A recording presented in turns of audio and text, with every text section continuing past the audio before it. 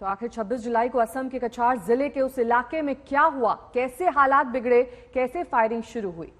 आपको बता दें, आज तक संवाददाता आशुतोष सिलचर अस्पताल पहुंचे और वहां पर घायल जवानों से उस दिन के बारे में बात की। देखिए पूरी रिपोर्ट।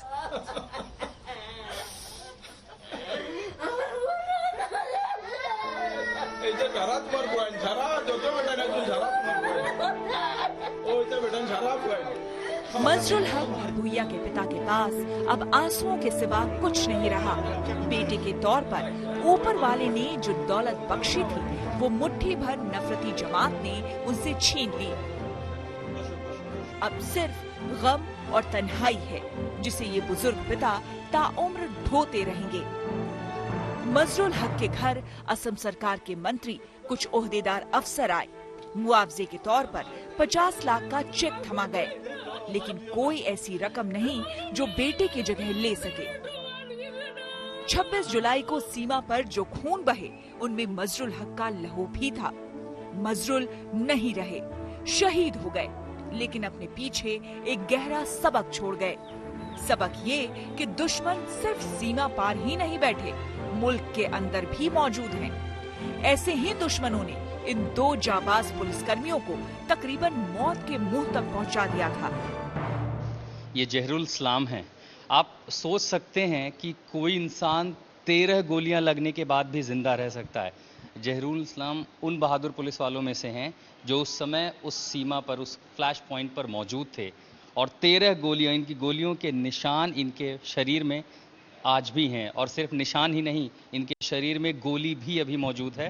डॉक्टर ने कहा है कि जल्दी ही इसका ऑपरेशन किया जाएगा। और ये है उनकी वो वर्दी में अपनी जिम्मेदारी निभाते हुए, कानून व्यवस्था का पालन करते हुए और ये कोशिश करते हुए कि कहीं पर भी हिंसा ना बढ़े, लेकिन बावजूद इन पर ही गोली चली और गोलियों के निशान के साथ आज वो गोली लेकर यहाँ अस्पताल में लेटे हुए हैं। इससे अंदाज़ा लगाया जा सकता है कि आखिर क्या कुछ हुआ होगा 26 तारीख को असम और मिजोरम की उस सीमा पर।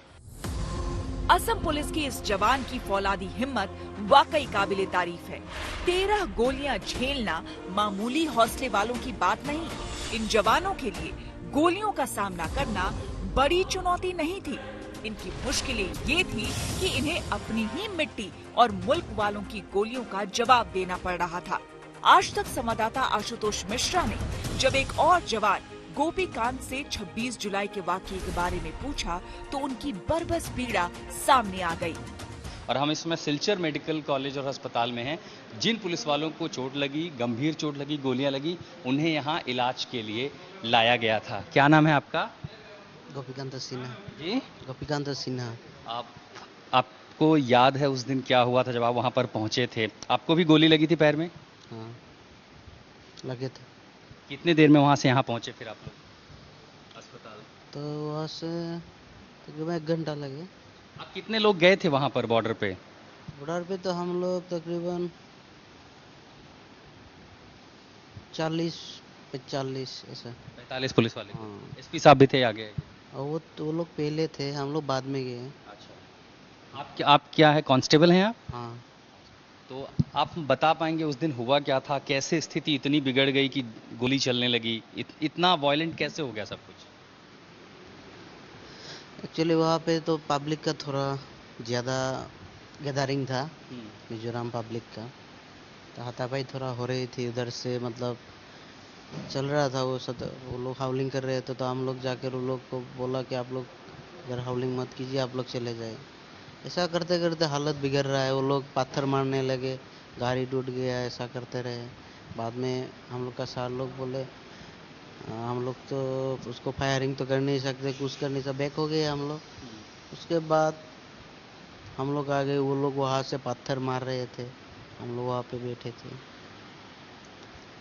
अचानक वहाँ पे मीटिंग हुई। मीटिंग होने के बाद अचानक से गोली फायर चलने लगा। किस तरफ से आया था फायर? फायर तो मिजोरम से है। 26 जुलाई को असम मिजोरम का लैलापुर इलाका जिस तरह लहूलुहान हुआ वो खबरदार करने वाला है। ये साफ हो गया है कि अमन का प्रहार सीमा पार से ही नहीं, मुल्क के अंदर से भी हो सकता है। ये तनाव नया नहीं, बॉर्डर पर ये टक्कर पहले भी हो चुकी है। सवाल है कि हम संभले क्यों नहीं? गृह मंत्री अमित शाह तनातनी सुलझाने में लगे हैं। उम्मीद की जानी चाहिए कि जल्द दो राज्यों की इस सीमा पर सब कुछ सामान्य हो जाए। सिलचर से आशुतोष मिश्रा के साथ आज तक ब्यूरो।